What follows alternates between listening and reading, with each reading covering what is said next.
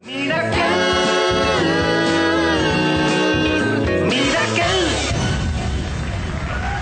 welcome Dr. Krishnendu from Godia.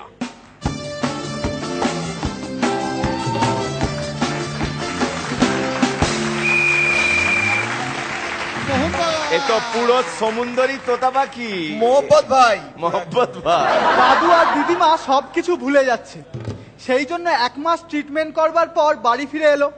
আমি গিয়ে দাদুকে জিজ্ঞেস করলাম, দাদু সবকিছু মনে আছে, আর কিছু ভুলে যাচ্ছ না তো? এই না রে, আমার এখন সবকিছু মনে আছে, আমি আর কিচ্ছু ভুলে যাচ্ছি না। তা দাদু, তা তুমি যার কাছে ট্রিটমেন্ট করেছিলে সেই ডাক্তারের নাম কি গো? এই ডাক্তারের নাম, এই ডাক্তারের নাম হচ্ছে ওই একটা ফুলের নাম দিয়ে, বল না, লাল রঙের ফুলটা হয় জবা। আরে না না, ওই যে কাঁটা থাকে, গন্ধ টন্ধ থাকে, বল না, গোলাপ। হ্যাঁ হ্যাঁ, ওই গোলাপ গোলাপ। এই গোলাপ, বলছি ডাক্তারটার নাম কি গো? মানুষ কত ভুলো মনের হয়। একটা লোক কানে হেডফোন নিয়ে নাপিতের কাছে গেছে দাড়ি কাটবার জন্য। নাপিত বলল, দেখুন হেডফোন না সরালে দাড়ি কাটা যাবে না। লোকটা বলল, না, এই হেডফোনটা সরিয়ে দিলেই আমি মরে যাব। নাপিত বলল, না, দাড়ি কাটতে হলে হেডফোন সরাতেই হবে। জোর করে হেডফোন যেই সরিয়ে দিয়েছে অমনি ভদ্রলোক মারা গেছে। অবাক হয়ে নাপিত যেই হেডফোনটা কানে নিয়েছে শুনতে পেল, নিঃশ্বাস ছাড়ুন, নিঃশ্বাস নিন, নিঃশ্বাস ছাড়ুন, নিঃশ্বাস নিন। দাদুর সাথে একদিন পার্কে দেখা, দেখলাম দাদু জগিং করছে। আমি দাদুকে বললাম, দাদু এই বয়সেও তুমি জগিং করছো, এই তাহলে তোমার বাবা নিশ্চয়ই অনেক বছর বেঁচে ছিলেন। আরে ছিলেন মানে বলছিস কি রে, বাবা এখনো বেঁচে আছে। আমি প্রত্যেক শনিবার বাবার সাথে ফুটবল খেলি। বাবা এখনো বেঁচে আছে, তাহলে তার বাবার না জানি কত বয়স ছিল। আরে ছিল মানে উনি এখনো বেঁচে আছেন। আমি প্রত্যেক রবিবার তার সাথে ক্রিকেট খেলি। বাবা উনিও বেঁচে আছেন, তাহলে ওনার বাবার না জানি কত বয়স ছিল। আরে ছিল মানে উনি এখনো বেঁচে আছেন। আমি প্রত্যেক সোমবার ওনার সাথে টেবিল টেনিস খেলি, শুধু গত সোমবারটা বাদ গেছে। কেন? আরে ওই গত সোমবারে ওনার বিয়ে ছিল তো, সেই জন্য উনি আর টেবিল টেনিস খেলেননি। বাবা উনি আবার বিয়ে করছেন? না না, উনি নিজে বিয়ে করেননি, ওনার মা বলেছে তাই বিয়ে করছেন। হঠাৎ দেখি একটা বাচ্চা দৌড়তে দৌড়তে আসছে।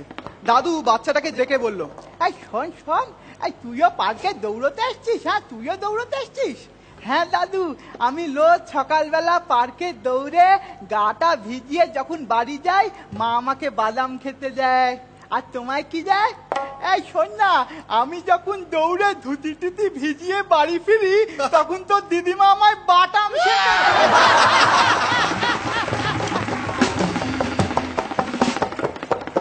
হঠাৎ দেখি দূর থেকে একটা মেয়ে সবুজ রঙের একটা শার্ট আর কালো রঙের একটা প্যান্ট পরে এসছে। দাদু দেখি হাঁ করে তার দিকে তাকিয়ে আছে। আমি বললাম, দাদু তুমি ওর দিকে হাঁ করে তাকিয়ে আছো কেন? আরে দেখ না, ডাক্তার বলেছে আমার সবুজের দিকে তাকিয়ে থাকলে চোখ ভালো থাকবে। বললাম, দাদু তা তোমার এই সামনের 3টে দাঁত ভাঙা কেন?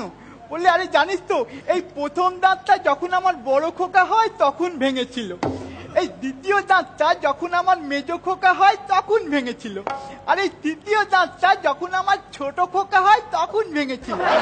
যা বাবা, একটা করে খোকা হওয়ার আগে তোমার দাঁত ভাঙতো কেন? ওরে, এর পেছনে একটা দুষ্টু মিষ্টু কারণ রয়েছে।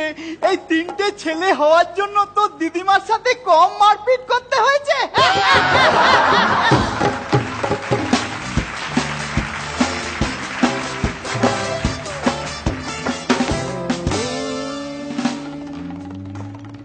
দাঁত কামড়ে পড়ে থাকার মতন কন্টেস্টেড আপনি বটে।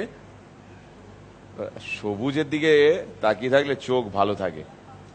আপনি তো সবুজ লাল মেশানো। Not bad. পড়াদার কেমন লাগলো? ভালো, বেশ পরিশ্রম মিশ্রিত একটা ব্যাপার।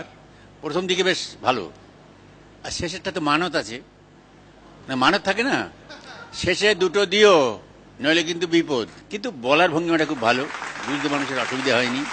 শ্রীলেখা, আমার আপনাকে একটু জিজ্ঞাসা আছে।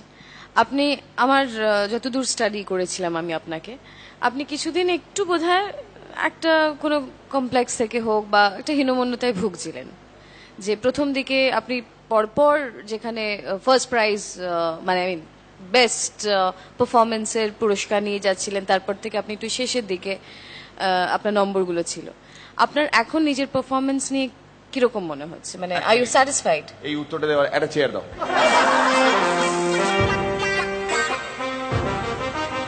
বসুন না। এটা তো অনেকটা মনস্তত্ত্ববিদের মতো প্রশ্ন হলো। ধরে নাও উনি তোমার পেশেন্ট, এবার কথা বলুন আপনারা দুজনে। আই ডোন্ট মাইন্ড, ভালো আই কন্ট্যাক্ট আরো ভালো হবে। Thank you for being so understanding. তো আপনার কি মনে হচ্ছে? আমি মাঝে কনফিডেন্সটা ল্যাক করে গিয়েছিল, হ্যাঁ। আস্তে আস্তে মনে হচ্ছে পাচ্ছি আবার ফিরে। আস্তে আস্তে পাচ্ছেন তো? সেটাই আমার খুব মানে আপনার কাছ থেকে আমার সেটাই চাওয়া, যে আপনি আবার আগের জায়গাটায় ফিরে আসুন। আজকের পারফরমেন্সটা হয়তো আগের থেকে অতটা ভালো হয়নি, আগের দিনের পারফরমেন্স আমার বেশি ভালো লেগেছিল, কিন্তু it's good that you are taking one step ahead এক একটা ইতে। Thank you. ফিসটা আমাকে মনে করে দিয়ে দেবেন, আমার পাশে আমার সেক্রেটারি রয়েছে। মুখটা কেমন হয়ে গেল রনিদা? হ্যাঁ, আসুন, হঠাৎ চলে secretary। আসুন। রনিদা, এই চাকরি কি আমি চেয়েছিলাম? এনিওয়ে, আমি আপনার আগের পারফরমেন্সের সাথে তুলনা করছি না। ডেফিনেটলি আপনি টপারের মতো লড়েননি, কিন্তু ডেফিনেটলি রানারের মতো লড়েছেন। আপনার এলিমিনেশন নিয়ে ভয় থাকার কথা নয়, আরো ভালো হবে definitely. Thank you, all the best. Doctor Krishnendu from Garia. Patient হয়ে কেমন লাগলো? ডাক্তার ভালো বলছেন, রেকমেন্ড করছেন? হ্যাঁ। Thank you.